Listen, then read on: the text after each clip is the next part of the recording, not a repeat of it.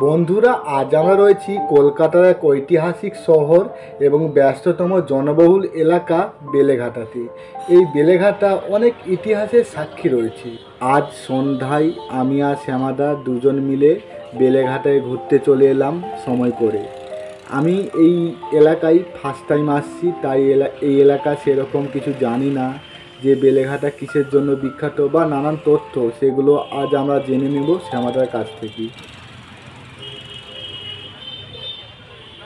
হ্যাঁ বন্ধুরা, আমরা যেটা তন্ময় ভাই আমাকে বলছিল, আমি এলাকায় প্রথম নতুন এসেছি, আমি সম্বন্ধে তো জানি না কিছু।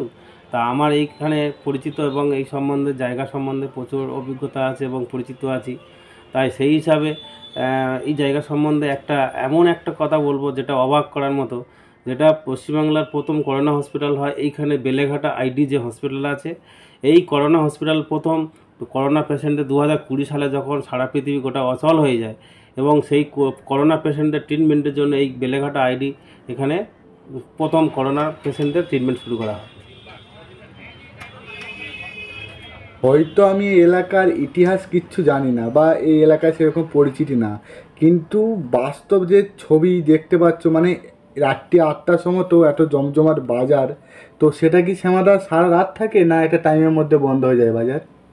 হ্যাঁ, তবে সব থাকে না, কিন্তু মাঝে মধ্যে বলতে কিছু দোকান খোলা থাকে।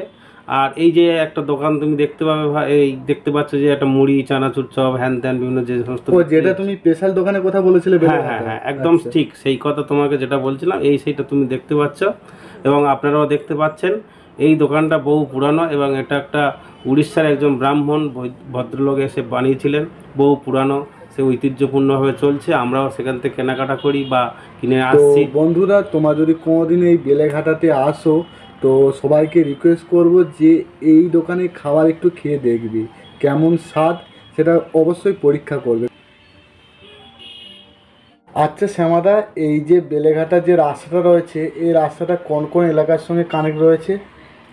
মূলত এইটা কানেক্ট হয়েছে তনয় ভাই, যারা সেক্টর 5 থেকে বা সাপুরজি থেকে বা বিধাননগর থেকে যারা মূলত শিয়ালদা বা ধর্মতলা বা হাওড়া যেতে চায়, তারা কিন্তু এই রোডটা ক্রসিং করতে হয়, অর্থাৎ এই বেলেঘাটা রোড বা বেলেঘাটা রাস্তা দিয়ে তাদেরকে যেতে হয়। সেই জন্য বেলেঘাটা রাস্তাটা এত জনপ্রিয়।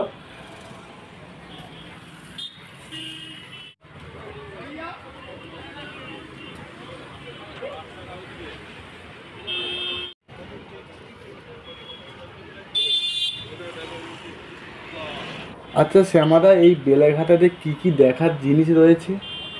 দেখার তো দেখো ভাই, দেখার অনেক কিছু আছে। হ্যাঁ, কারণ দেখো এখানে এই আগে আমরা প্রথম ভিডিওতে বললাম কি যে আমরা এখানে বেলেঘাটা সেই করোনা হসপিটাল খুব পরিচিত এবং সবচেয়ে পুরনো হসপিটাল। আর দ্বিতীয় কথা হচ্ছে যে এখানে রানী রাসমণি একটা বাজার আছে রানী রাসমণির নামে। তারপর গান্ধী ঘাট আছে, যে গান্ধীজি আমাদের আচ্ছা, তাহলে আমরা পরে একটা ভিডিও এইসব জায়গার ওপর ভিত্তি করে বানাবো। আজকে যেহেতু আমাদের সময় হাতে একদম সংকীর্ণ, তো আশা করবো সেই ভিডিওতে তুমি আমার সাথে থাকবে। অবশ্যই। হ্যাঁ, তো সেটা পরে আমরা তুলে ধরবো পার্ট 2 হিসাবে বেলেঘাটার। তো এখন আজকে আমাদের হাতে সময় খুবই কম রয়েছে। তো দেখা হচ্ছে পরের এরকমই এক ভিডিওতে। ততক্ষণ তোমরা সকলেই ভালো থেকো, সুস্থ থেকো এবং মা বাবার খেয়াল রেখো।